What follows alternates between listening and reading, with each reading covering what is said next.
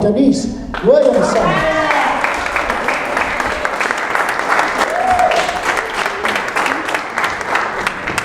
All right, thank you so much. I am so excited to be here tonight. Thank you all for coming out. Yes, thank you so much. Thank you. I just started on a new chapter in my life. I've just done so many things are happening to me, but the number one thing that happened to me is I have finally retired. Yes, I finally retired. You know, and I was so excited when I first retired because I said, wow, I finally get a chance to work on my bucket list. Until I saw the size of my Social Security check. And then the bucket list became a chuck it list. You know, cruise around the world, chuck it. Facelift, tummy tuck, chuck it. Buying groceries next week, chuck it. But I did do one thing though, I went back to the gym. Yes, I'm working out again. Yeah. You know, but what happens is when you go back to the gym after you haven't been for a long time, or even if you go for the first time, they give you this complimentary evaluation, you know, to see where you are and stuff like that. And they put me on this little machine, you know, and I stood there and put my hands out and all this kind of good stuff. And in a few minutes, they told me all this information. They told me my weight, they told me my muscle percentage, my fat percentage, my BMI, my BMW, and what all else they tell you, you know. But the thing that I was most upset about is they told me that I had the body of a 75-year-old. I was devastated. I was so upset, so I signed up for personal training because I had to get myself together, you know. But you know, there's a trade-off in that personal training that they don't tell you about. Because now, I have the body of a 50-year-old and the wallet of a welfare recipient.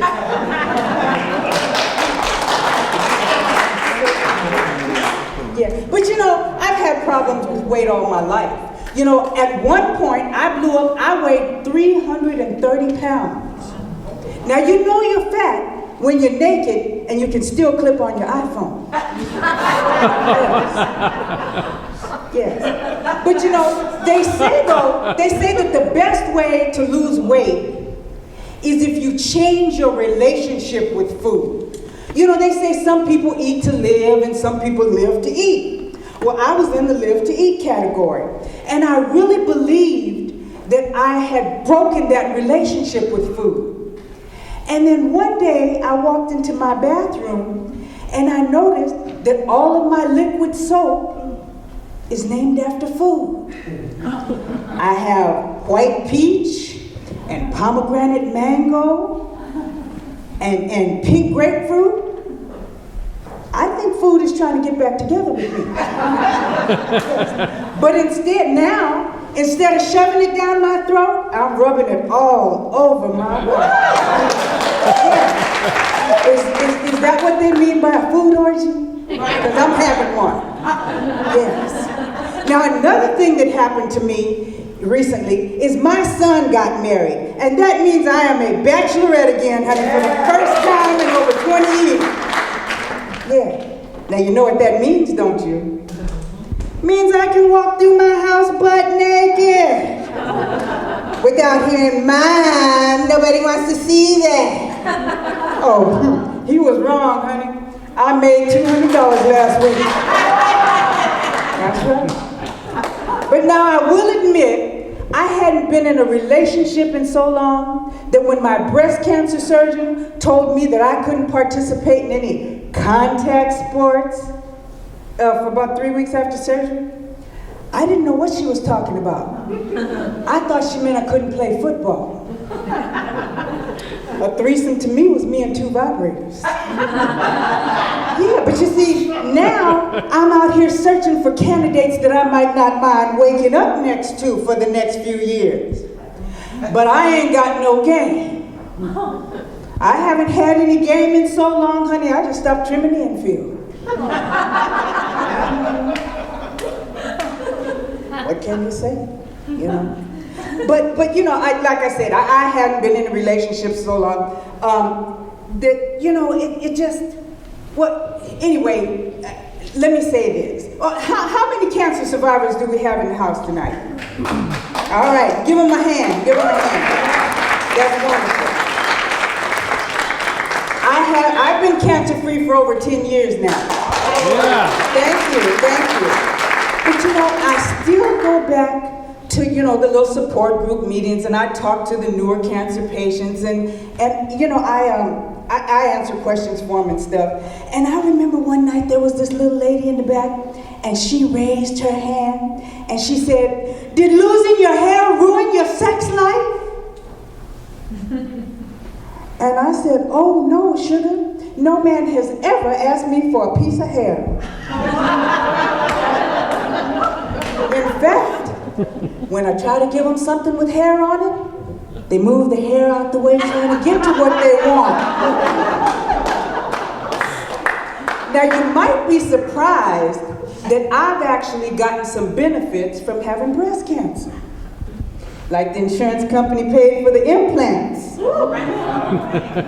That's right. This is Silicon Valley right here, baby. But did you know they make you carry a card around with you when you have breast implants? Now they told me I had to have this card in case I'm in an accident. But I use my card for a different reason. Like the other night, I was out with this fine young guy, and I was just getting my groove on, having a good time. And all of a sudden, he tried to get all romantic with me. So I just whipped my card out and I gave it to him. And he looked at it and said, "Well, what's this for?" I said, "I'm just trying to make sure you don't bite off more than you can chew." Because if you pop it, you pay for it, boo. Yeah. You know, I thought I wanted to be a cougar, but I've decided I don't want to be a cougar because I figured out that these fine young guys like, what is your name, sugar? Jason. These fine young guys like Jason who are trying to date us older women, they're not looking for a girlfriend. They want a mama with benefits. And I'm not having it. Honey, the last time I invited a young man to spend the weekend with me, he showed up with his Xbox and a bag of dirty laundry, talking about, "I sure am hungry." I said, "Oh no. Well, I'm going to have to just stick with the old men." So I went on one of these online dating sites. It was, wasn't one of those big expensive sites. It was a free site. It was BenGayMingles.com or GeriatricGigolos.com or something. Oh, but I found this one site and it was called CialaStuds.com.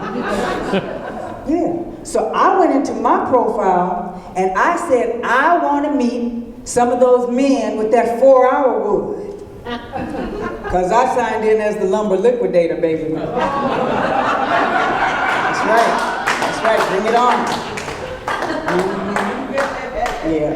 Well, my time is almost up. I'm not going to take all night here. But I do want to tell you one thing, and that's that I just became a grandmother recently. Yes. And I am having just so much fun playing with my little granddaughter, Natalie. But the last time I went over there, my son sat me down and he told me that he thought that I should start acting my age. Told me he thought I had a sexual dysfunction. And I said, "You're damn right. I'm 64 years old and I'm getting ready to have a vagina sewn into my hip. So I can start getting a little bit on the side."